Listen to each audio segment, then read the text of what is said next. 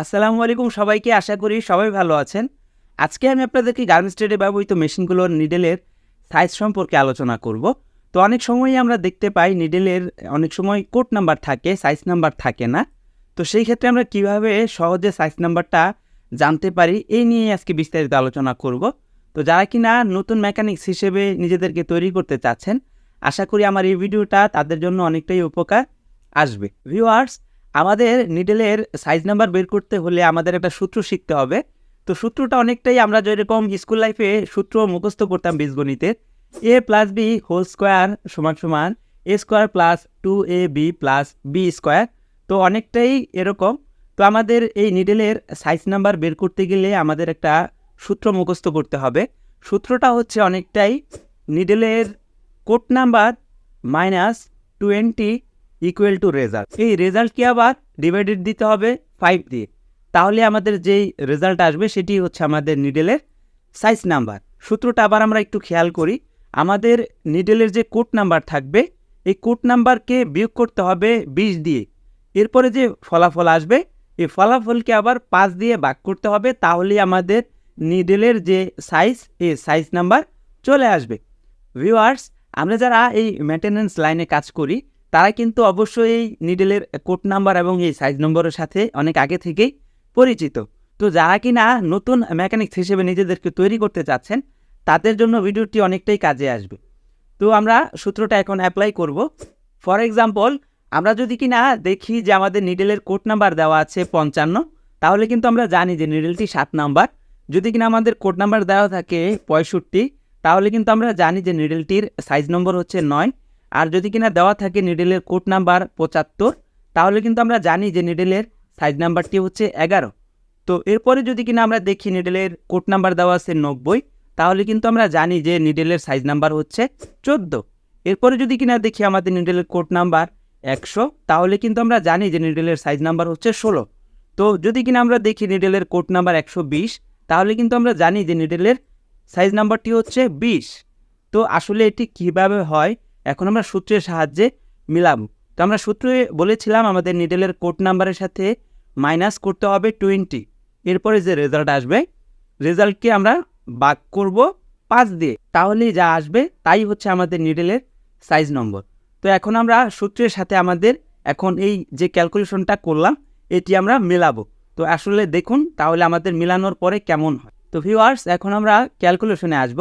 তো ভিডিওটা একটু মনোযোগ সহকারে দেখবেন, আশা করি খুব সহজেই বুঝতে পারবেন। তো প্রথমেই আমরা বলেছিলাম 55, তো এটি হচ্ছে 7 নাম্বার নিডেল। তো এটি কিভাবে হলো এখন সূত্রের সাহায্যে আমরা মিলাবো। 55 এটা হচ্ছে কোড নাম্বার, তো এর সাথে বিয়োগ করতে হবে 20, রেজাল্ট হবে 35। এখন এই 35কে ভাগ করতে হবে 5 দিয়ে, তাহলে যে রেজাল্ট আসবে সেটি হচ্ছে 7, অর্থাৎ নিডেলের সাইজ হচ্ছে 7।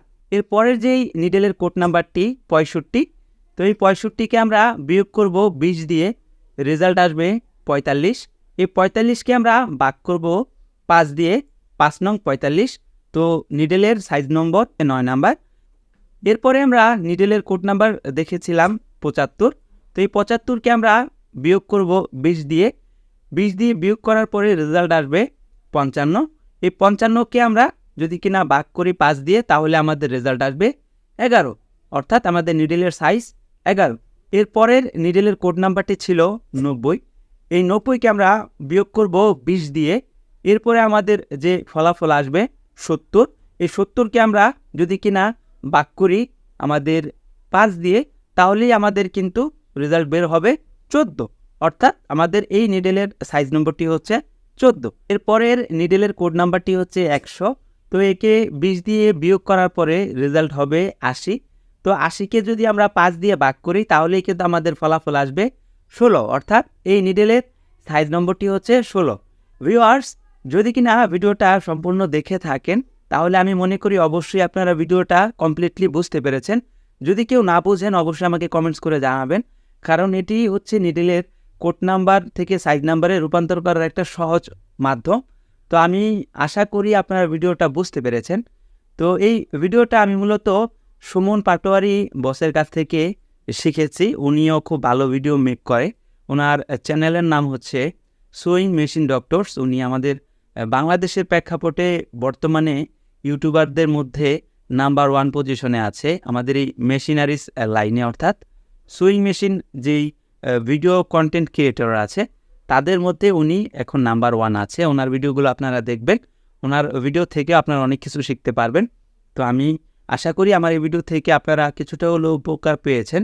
যদি কিনা আমার ভিডিওটা থেকে কিছুটা হলেও আপনাদের উপকার হয়, তাহলে অবশ্যই ভিডিওতে একটি লাইক, একটি কমেন্ট, একটি শেয়ার করে পাশে থাকবেন এবং আমার ইউটিউব চ্যানেলটিকে সাবস্ক্রাইব করে রাখবেন এবং পাশে থাকা বেল বাটনটি অন করে রাখবেন, যেন পরবর্তীতে এই ধরনের ভিডিও আপলোড করলে সবার আগেই আপনার নোটিফিকেশনে চলে আসে।